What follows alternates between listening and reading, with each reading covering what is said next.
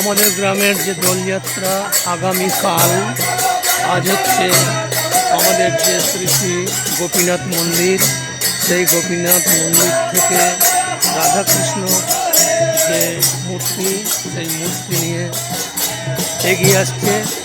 এই যে মশাল জ্বালছে সামনে, মানুষের কাঁধে চেপে গোপীনাথকে নিয়ে যাওয়া হচ্ছে। আমাদের গ্রামের যে দোলতলা, সেই দোলতলায় এই গোপীনাথকে নিয়ে মন্দিরে রাখা হবে। গ্রামের প্রচুর